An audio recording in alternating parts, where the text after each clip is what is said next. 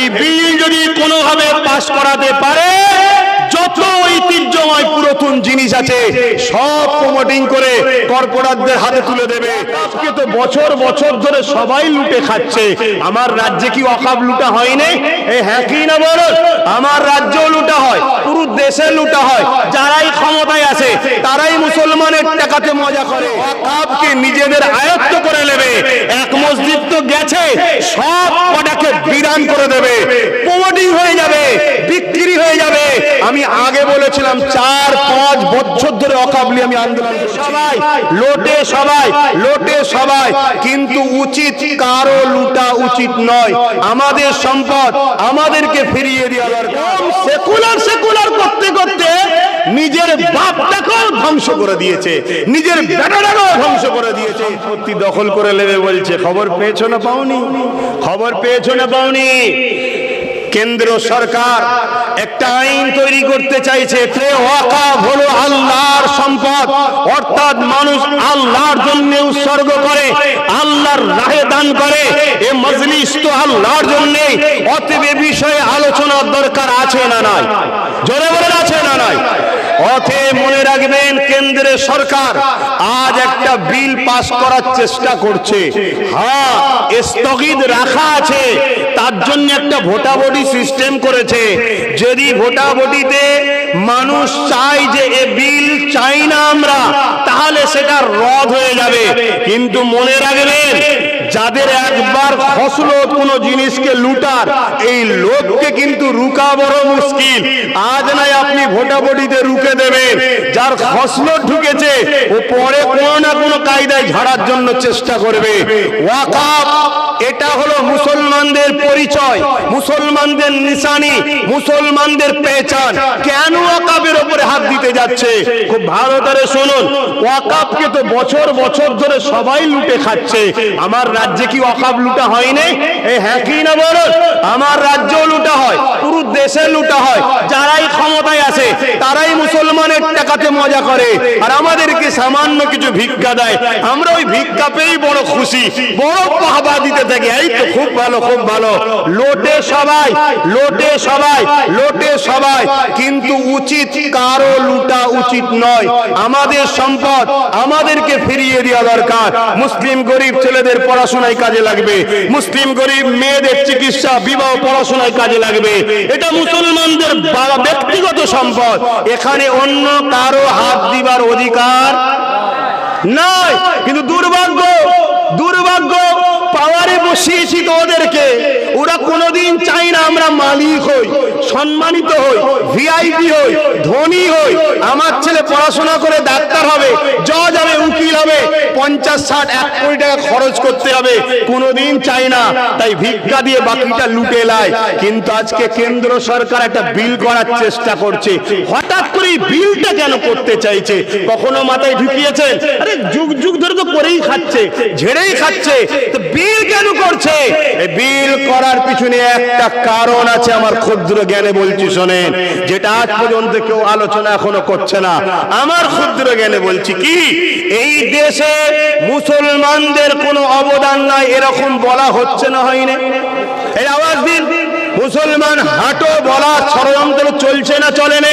কিন্তু 1000 বছরের মসজিদ আমাদেরকে পেহচান দিচ্ছে, পরিচয় দিচ্ছে যে 1000 বছর ধরে এই মসজিদ রয়েছে, 1000 বছর ধরে এখানে আমার বাপ দাদু ছিল, 1000 বছর ধরে ভারতে আল্লাহু আকবার, আল্লাহু আকবার হয়েছে, আশহাদু আন্না মুহাম্মাদুর রাসূলুল্লাহ হয়েছে।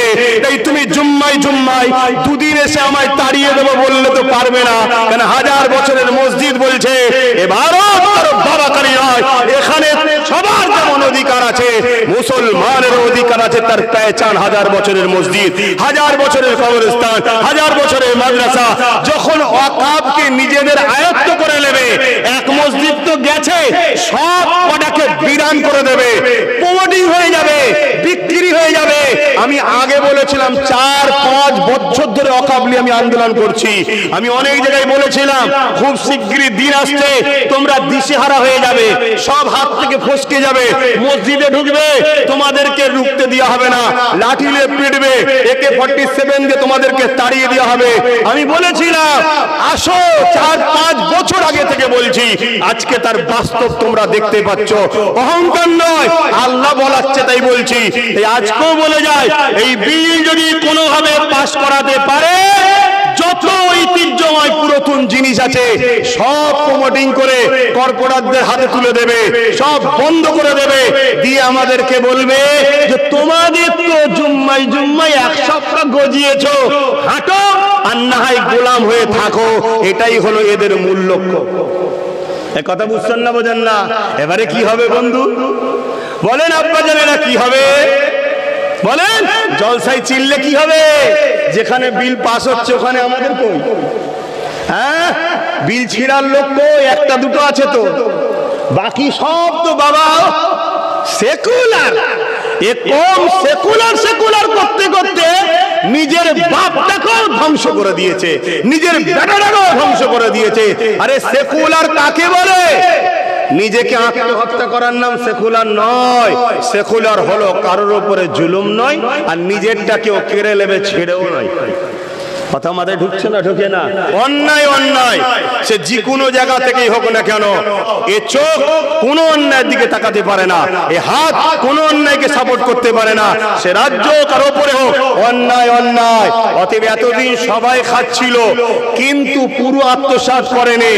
ও দেখছে আরে পুরো বিল করে কেড়ে নিয়ে সবকে মিলিন করে দে, নিশ্চিহ্ন করে দে, পেহচান পত্র রাখিস না কেন, ভোটার কার্ড, আধার কার্ড, প্যান কার্ড, বলবে এই ব্যাংক জালিয়াতি।